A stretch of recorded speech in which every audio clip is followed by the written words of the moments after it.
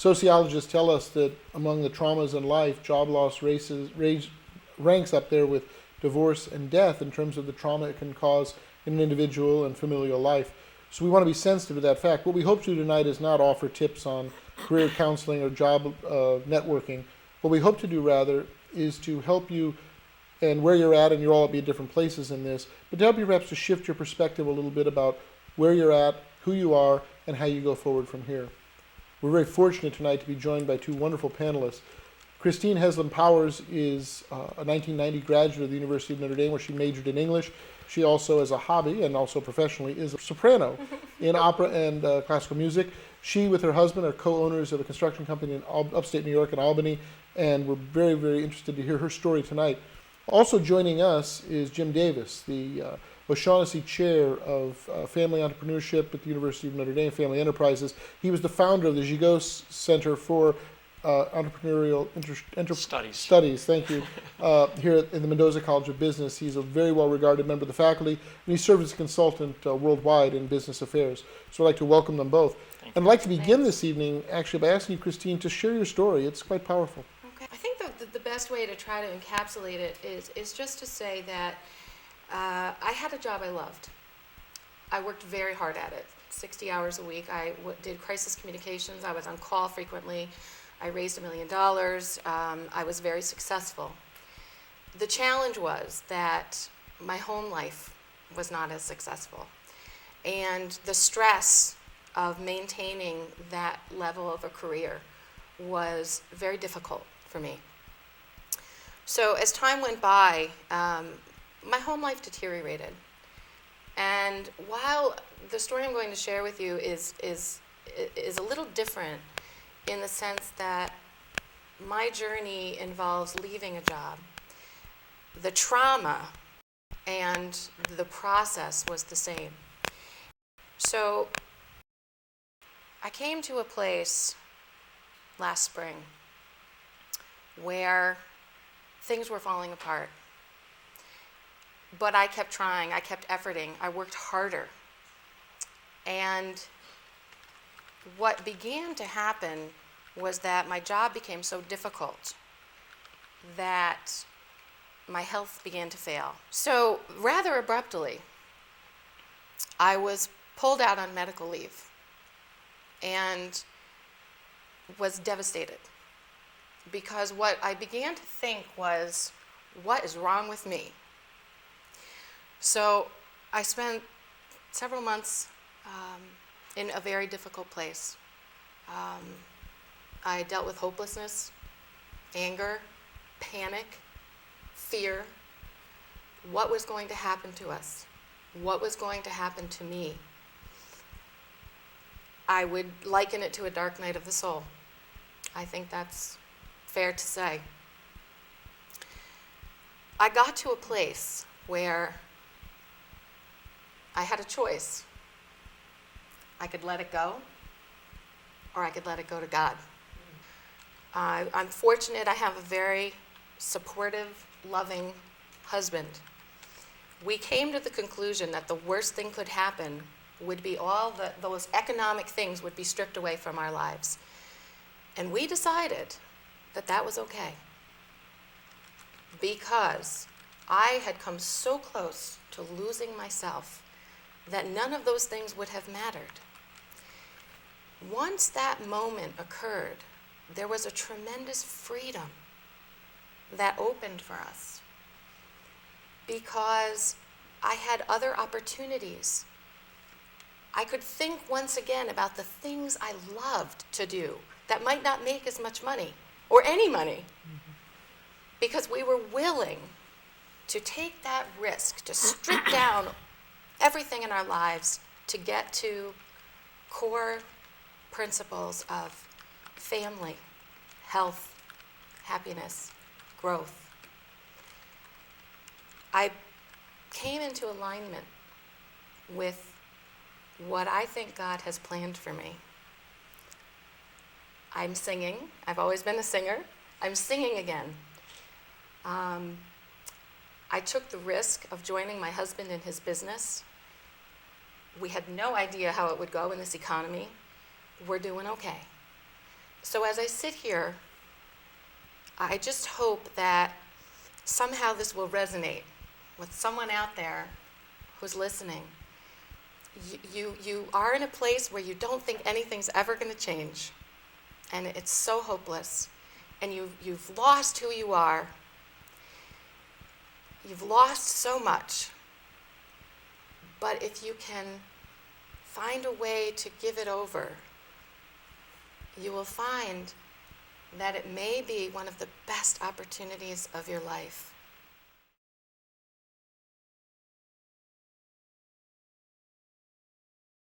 Jim, as a professional and as an academic and as a professor, you've dealt with people in similar stories to Christine's and others like it.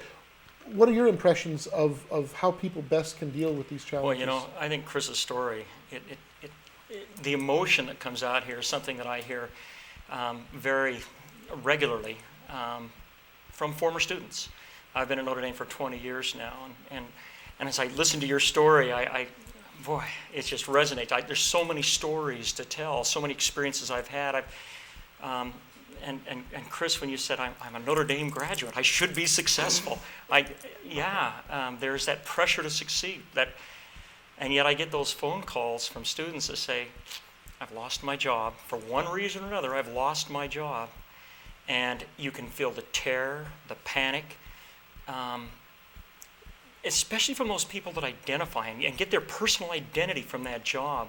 When they lose that job, a part of themselves, their self-esteem and who they are dies.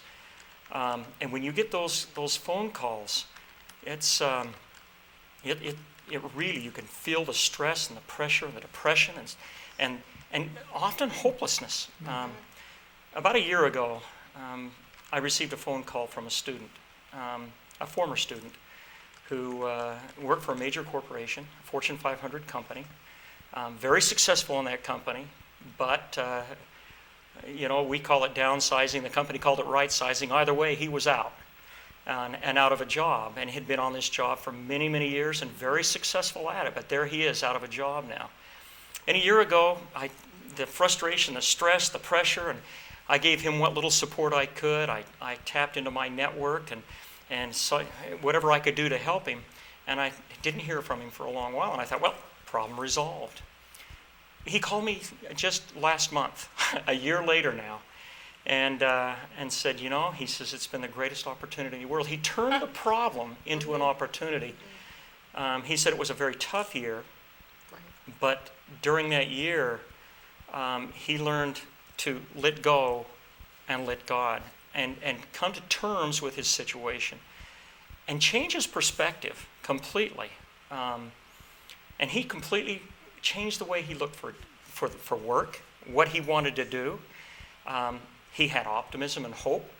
Rather than taking one job, he was taking 4 jobs and cobbling jobs together, but he had a sense of freedom and hope. But for him, he was 2 different people.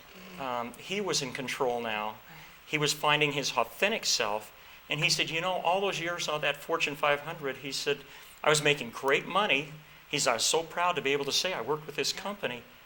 He said, but now I know who I am, and I'm so much better aligned with who I am and what God wants from me.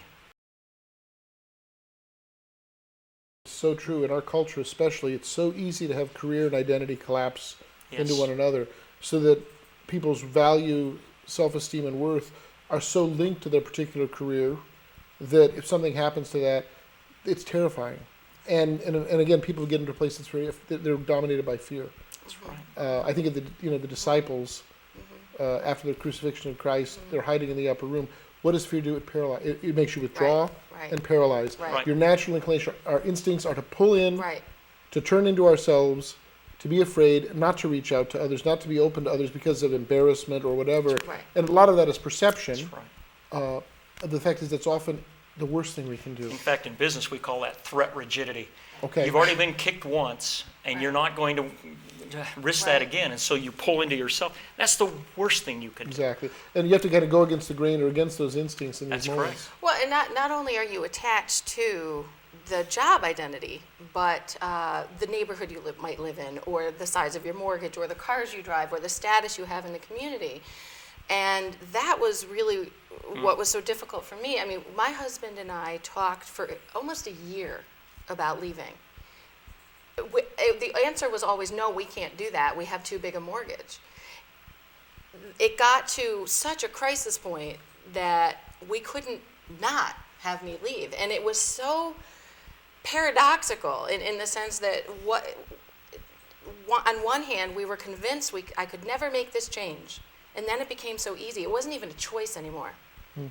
Because things had shifted so dramatically because of the pain that we had gotten to was so much deeper than worrying about the mortgage or different things. Yeah. Every minute's a gift. Yeah. You think about things we take for granted, our life, our health, any of that could be lost at any moment. Every moment's a gift. But living, as you said, living that mystery. I know of people who will work 70 or 80 hours a week, and what happens is it becomes a tension within the marriage or family. Now, the reason they're doing it isn't because they don't love their family. It's quite the opposite. They love their family deeply. They're doing that as a way of providing what they think is a security for their family, and it works against the very thing they desire. In other words, they love their family. Their desire to work so hard to provide for them, in fact, works against the very thing they care about, and they don't see that at the time. And again, sometimes we're blind to our own difficulties, and perspective a shift in perspective is so essential. One of our viewers was wondering if you could talk about how job loss is similar to the process of grieving other kinds of losses. I think they're very parallel as they truly are the same journey. As you said, after death and divorce, job loss is one of the most difficult experiences. Much like the grief process, I think what's so challenging is you can't short circuit any of the steps. You can't sidestep them. You can run from them. But at some point, hopefully, you're going to authentically process where you are. I think, first it was denial. When I was pulled out of medical leave, I was in shock. And yet I was severely depressed. I mean, I'm not ashamed to say that. I was so out of touch with where I was. And then it kind of lapsed into anger for me. Why is this happening? And, this is really, really rotten. And then as I got in touch with my emotions, the pain and the hopelessness began to set in. Yeah. And that's, I think, the most paralyzing place. And I think I said it before, but you just have this feeling like nothing is going to change and nothing can make it better. And I think that's the most difficult thing to get through. It's pretty hard to network when you're feeling that way. Yeah. Yeah. And then I think slowly over time, if you have support of loved ones, perhaps a spiritual counselor, a psychologist, or some other type of licensed counselor who specializes in this type of thing, you can get to the other side. And I think, again, the process is different for every single one of us. But it is a process. It takes time. And it's very deep and very real. Well, and like grieving, I know from my own experience in dealing with people through grief, and my own experience of grieving, everyone does it at their own pace. Right. So for different people, the different stages, different ways it's processed are going to be differently. In the same way that different people grieve the same loss of the same loved one, people who lose employment are going to grieve it in different ways. Right. And so some people are going to be angry longer, some people are going to be in denial longer, some people are going to be bargaining longer. It's all going to be worked out differently, and there's no right or wrong way to do it. We all do it. The question is to recognize the process and to see where you are and to be aware of the fact that you need to move and move on and not to become bogged down in the darkness. First off, you have to treat each child as an individual, and each child is on a different life journey, and you have to approach each child differently. I've had 2 children that have had difficulty finding jobs. And one child, I'm a problem solver, and this is what you have to do. You need to go out there and you need to do this and this and this. And that's exactly what the child didn't want. And she was pretty straight with me. Dad, I just want you to listen to me. Just listen to me and tell me you love me and support me through the process. And so with her, it was a process of loving and supporting and listening. My other child, on the other hand, need a little more direction. And he came to me for direction. What can I do? Where can I turn? I need help. And with that child, we did a little bit of planning together. We did a little bit of networking together. And I tried to, with my experience, try to guide my child on job search. So there's two different children, two different perspectives completely. But I think with both of them, it's still that process that Chris went through, where they're learning about themselves, and there's a process that they must go through, or they're going to have to learn those same lessons again. Well, and I think too, for parents going through this with their own children, the key thing is to reinforce to them that family is still the most important thing. Absolutely. That those ties, those bonds are more important than any job they could have or get or lose ever. Yeah. And to let the children know that the family unit is the core of everything. Yeah. Absolutely. And that I think because kids react differently, they read their parents' Right. body language, and kids are much more perceptive than we realize. They may not be able to articulate what's going on, but they know something's wrong. And they'll read it and they'll pick up on it. And I think to be able to share with children, maybe not the details of, they don't need to know that. What they do need to know is that, we're going to get through this, we're a family, and that always comes Right. first. The words of reassurance to children, I think, are the most Right. important thing. Absolutely. We have a young child at home, and it was very important to make sure that, while my husband and I were having all kinds of agita and uncertainty about what would happen, he needed to feel secure. And the first thing that happened was we sold my big truck. And, he was like, why are you, where's mommy's car going? But, we couched it in a positive way, and we made sure that he did not, he knew change was coming, and we didn't deny that. But we did not let it hang out in front of him, and we made sure that he felt as secure as possible. I think, change always threatens children in different ways, and I think That's correct. the more we can do to accommodate them and to help them through it. I think honesty is important, but obviously there's also things prudence. Parents have to be prudent. There's not some things children don't need to know That's about right. the details Right. of, especially depending on their age and developmental stuff. So But they do need the emotional support and emotional security. Children are amazing. Doesn't matter what their age are. They pick up the emotional vibes do. in the house. and they may not be able to articulate what's going on or Often they what their can't. experience. They're not conscious of the fact they're picking it up, but their behavior will change in response to parents' Precisely. behavior that's changed. And they'll begin to act out. Exactly.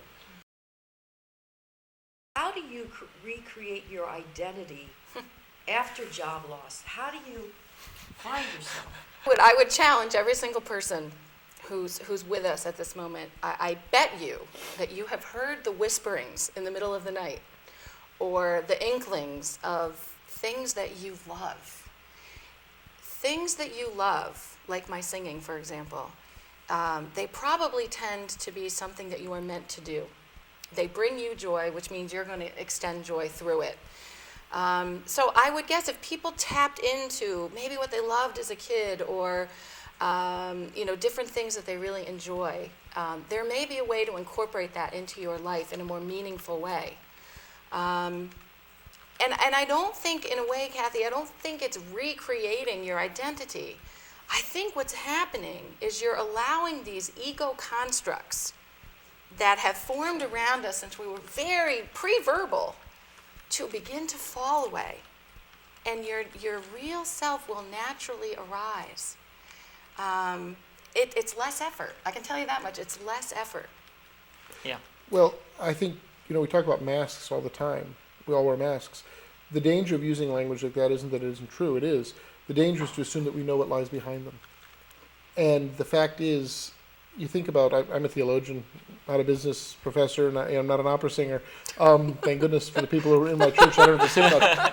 But the fact is, if you look at the Gospels, the disciples didn't really know Jesus like they thought they did, and they certainly didn't know themselves Right. until after they encountered him as the risen Lord. And all of a sudden, it must have been in those moments, we all have moments of insight where something just dawns on us. It's like, this is the way it's meant to be. This is who I am. That happened when they encountered the risen Lord for the first time. And what our way of finding out who we are is to see ourselves as God sees us, not as the people around us, even those who love us see us, not as we want other people to see us, not even as we ourselves see us, but rather as God sees us. And if we come to see ourselves that way, and that's what that discovery is, it's not creating an identity, it's discovering that identity. And there's two tricks to that. One, you have to have an open heart, And two, you have to be listening. And that can be tough. Well, I think we get defensive. People in these situations, and we all, Right, I've been there, right. we get very defensive. And so even loving advice will kind of brush off as like, hey, it's, don't go there, it's not your business or whatever. When in fact, the very thing we need to be doing, as we said, being open to those who love us, we often tend to close ourselves off from that out of fear or embarrassment or whatever.